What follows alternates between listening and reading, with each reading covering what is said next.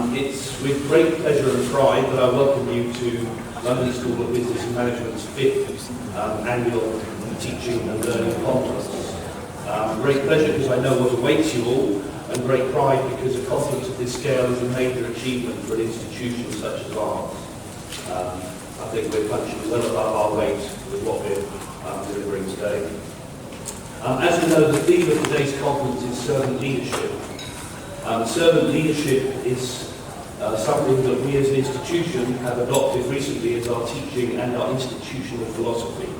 But we're kind of in the early stages of adoption, if you like, and we're hoping that today will provide us with plenty of insights, ideas and initiatives that we can then take forward individually and collectively to move on with our theme of servant leadership and embedding it in all that we do at the London School of Business and Management. As you can imagine, this conference is a combination of a great deal of hard work from a large number of people. This has been a team effort in every sense, with all divisions and departments of our institution contributing in one way or another, providing input or support to allow us to reach the stage that we're at today.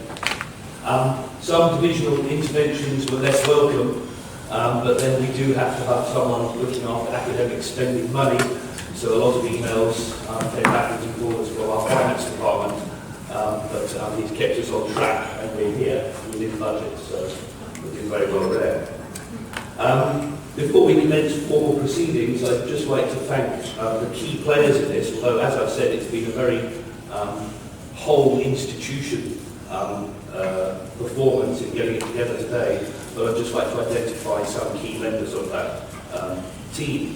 First of all, our sponsors, Pearson and Vital Source, who provided us with extra funds that have kept our finance manager quiet and enabled us to have some nice prizes for our e-learning, best e-learning practitioner, which I think is coming after lunch, and also for our poster displays, which are at the back, and we're voting on at lunchtime, I think, who's going to receive the prize for that. So thank you to them for that.